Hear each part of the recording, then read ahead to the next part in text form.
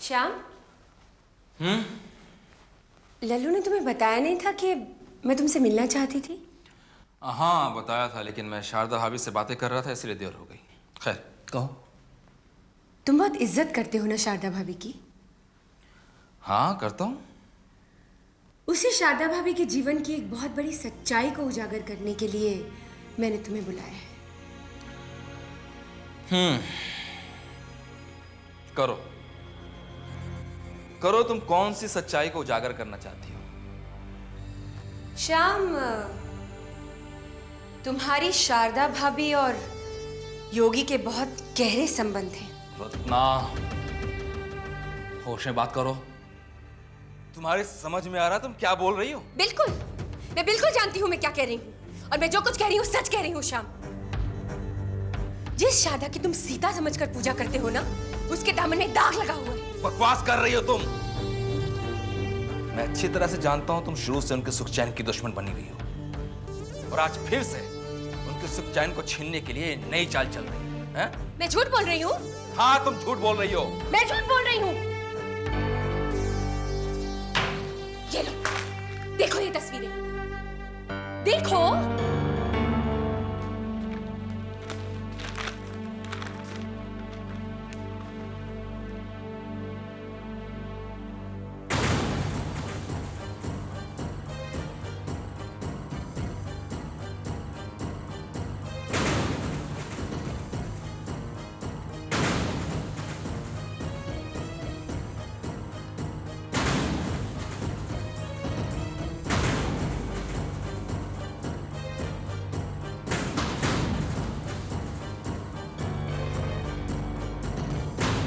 बोलो श्याम, तुम्हारी बोलती क्यों बंद हो गई?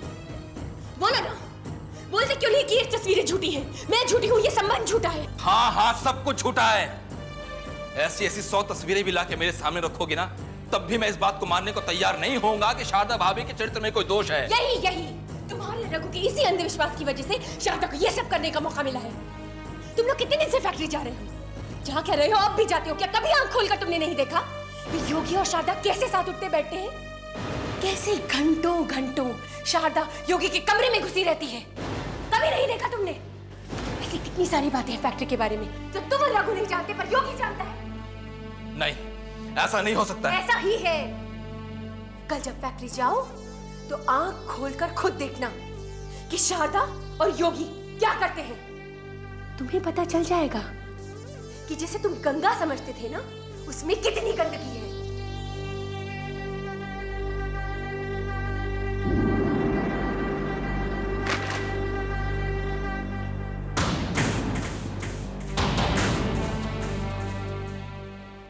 छोटी माँ, अब देखिए, अब ठीक है? हाँ, अब बिल्कुल ठीक है। गुड। छोटी माँ, मेरा होमवर्क कंप्लीट हो गया है। क्या मैं कोयना दीदी के पास जाऊँ? जाओ।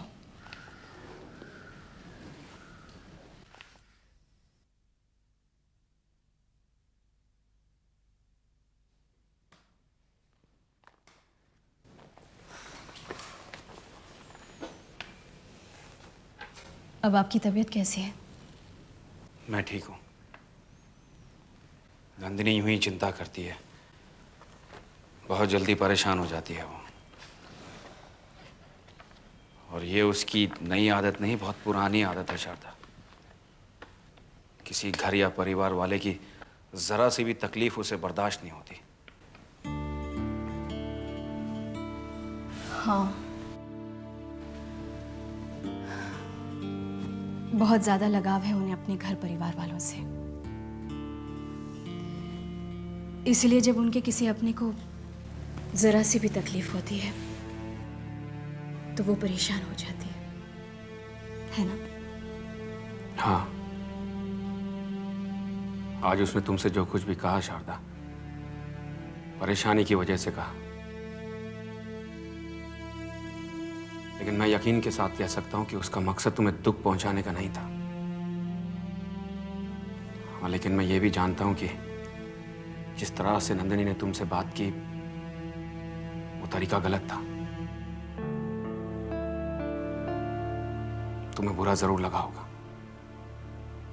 तुम उसकी खुशी के लिए उसे मंदिर ले जाना चाहती थी और उसने तुम्हारी भावनाओं की कदर ही नहीं की।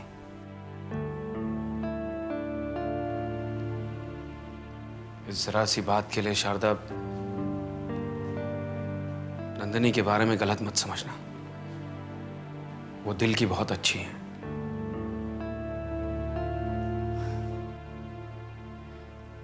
नंदिनी के मेरे साथ मंदिर ना जाने से ना तो मुझे बुरा लगा है और ना ही कोई दुख हुआ है।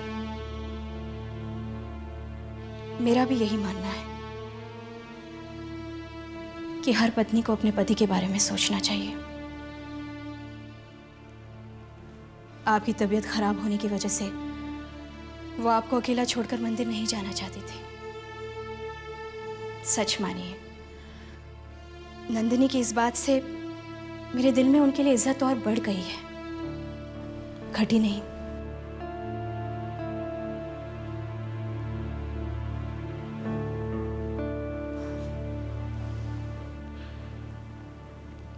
ऐसी बातें सिर्फ तुम सोच सकती हो शारदा, सिर्फ तुम।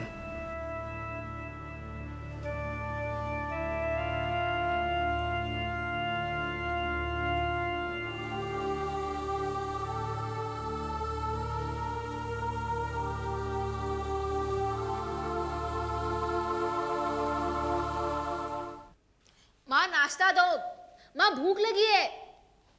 जल्दी करो माँ प्लीज। ला रही हूँ, कोई ना, जरा रुको तो। रुक नहीं सकती तुम? हाँ, मुझे बहुत भूख लगी है। अरे वाह, पराठे। पराठे कैसे पसंद है? मुझे दही दूँ? थोड़ा सा। थोड़ा सा क्यों? सिर्फ तुम्हारे लिए जमाया था कर रहा। अच्छा अचार भी लो ना, आम का अचार है। हाँ, बचपन में कितना खाया करती थी। मैं खिलाऊं अपनी बेटी को?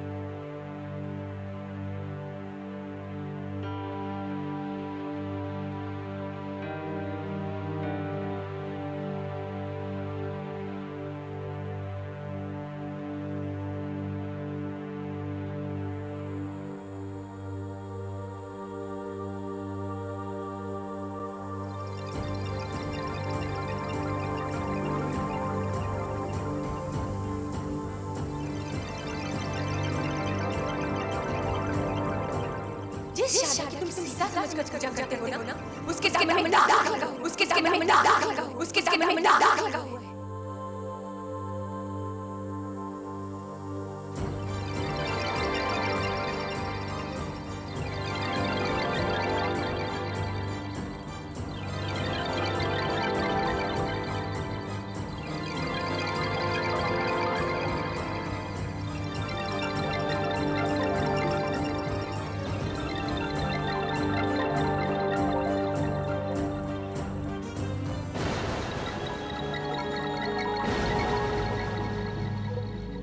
जिस शादी की तुम सीधा समझकर पूजा करते हो ना, उसके दामन में दाग लगा हुआ है।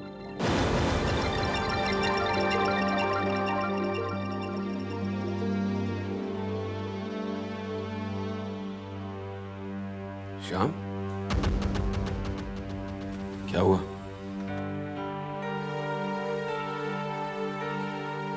कुछ नहीं।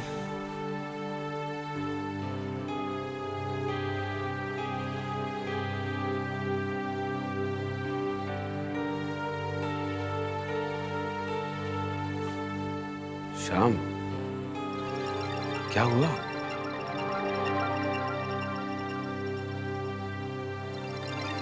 कुछ नहीं।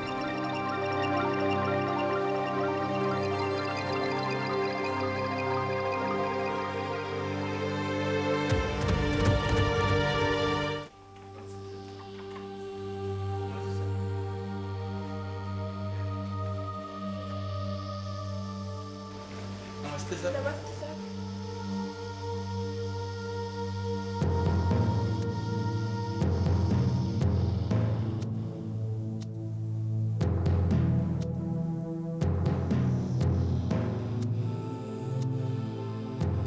सीमा, जी सर। वो मैडम नहीं अपने कैबिन में कहाँ गई वो? जी नहीं, वो शायद सबरवाल साहब के केबिन में है। सबरवाल साहब के कैबिन में?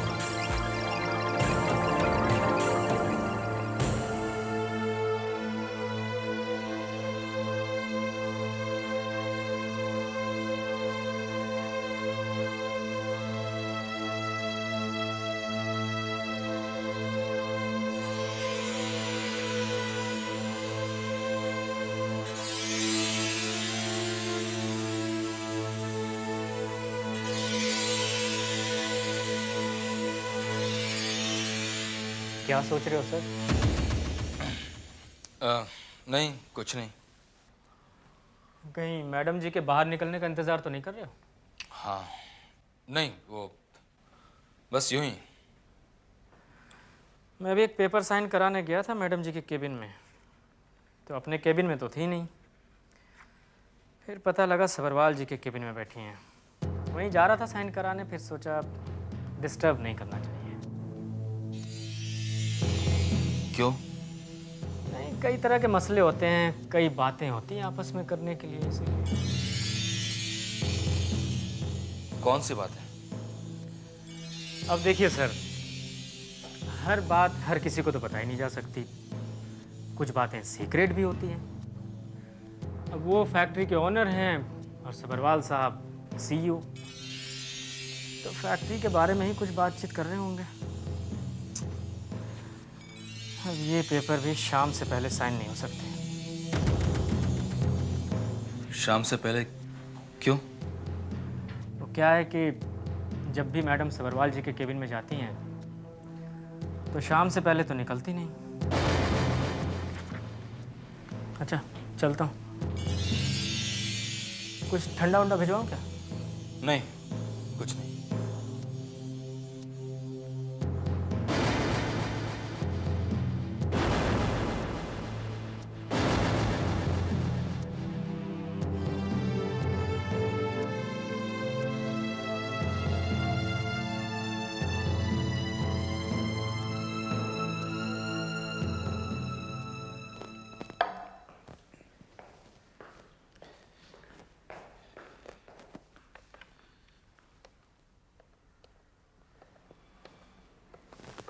अरे श्याम, तू कहाँ से आ रहा है? फैक्ट्री गया था। यहाँ अचानक फैक्ट्री कैसे चला गया तू? बस यूं ही सोचा, घर बैठे बैठे बहुत दिन हो गए, फैक्ट्री चला जाऊं, इसीलिए। समझ गया। जब से सबरवाल साहब ने फैक्ट्री का काम संभालना शुरू किया है, तब से तू भी मेरी तरह घर पर बैठे बैठे उकताने लगा है ना? वो बहुत अच्छा आदमी है श्याम, बहुत मेहनत और लगन से काम करता है वो। अब देख ना, अकेले ने पूरी फैक्ट्री का काम संभाल रखा है, तेरा, मेरा और शारदा का। तुझे और मुझे तो फैक्ट्री सिर्फ घूमने फिरने के लिए जाना पड़ता है, काम करने के लिए नहीं। ये तो सही कह रहे थे। रघु, आज मैं जब फैक्ट्री गया तो मुझे इस बात का एहसास हुआ कि रोज फैक्ट्री ना जाकर हम लोगों ने बहुत बड़ी गलती की है। क्यों तू ऐसे क्यों बोल रहा है? नहीं, वो इंसान को काम करते रहना चाहिए ना, जिससे काम की आदत बनी रहती है और नॉलेज भी बढ़ती है। वरना कई चीजें हाथ से निकल जाती हैं रघु। बात तो तू सही कर रहा है। अच्छा, तुझे अचानक फैक्ट्री में देखकर शारदा हैरान नहीं हुई? हाँ, हुई थी। हैरान तो हुई थी भाभी।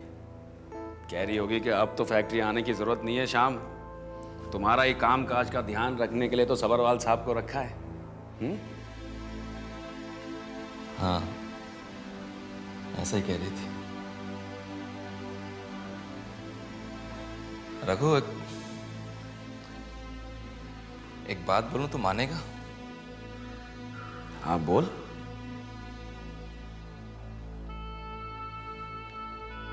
कभी कभी तू भी फैक्ट्री जाया कर रघु, अच्छा होगा।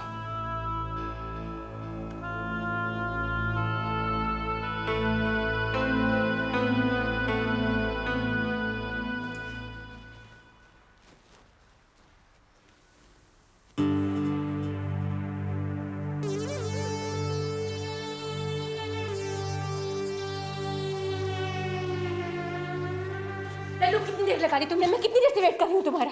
बेबी, हो गया। तुमने ध्यान से तो किया है ना? अरे मैं हर खास काम बड़े ध्यान से करता हूँ बेबी, लेकिन तुम इतनी परेशान सी क्यों हो? लल्लू, पहले तुम ये बताओ कि ये कुरियर भेजा किसने है? कैसी बातें करती हो बेबी?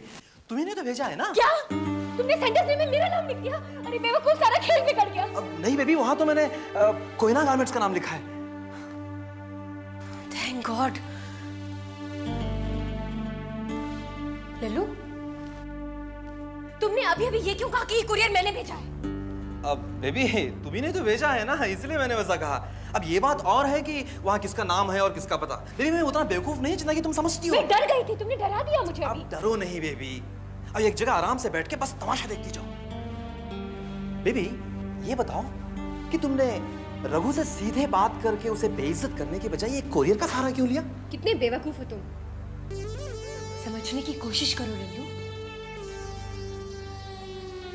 जब ये फोटो रघु को कुरियर में मिलेंगे तो वो ये समझेगा कि बहुत सारे लोग इसके बारे में जानते हैं। और जरा सोचो, ये सोचकर उसको कितनी तकलीफ होगी। और जिस बात से रघु को तकलीफ होगी वो मेरे लिए कितनी बड़ी खुशी की बात है, ये मुझे तुम्हें बताने की जरूरत नहीं है। जरा ये कुरियर आने तो दो, फिर देखना लल्लू क्या हंगामा होता है। बहुत अच्छे। अब एक मिनट यहीं रुको, मैं अभी आया। जाना नहीं? हाँ नहीं। बेबी, बेबी, बेबी, वो कोरियर वाला है। कोरियर वाला है। तो इतनी जोर से चिल्ला क्यों रहा है? जाकर रघु को जल्दी बता। गो गो गो। रघु जी, रघु जी, रघु जी। हाँ लल्लू। वो कोरियर वाला है। कोरियर वाला? हाँ। किसका कोरियर है? ये मिस्टर रघुनाथ जी के लिए। कहाँ से है? कोयना गारमेंट से।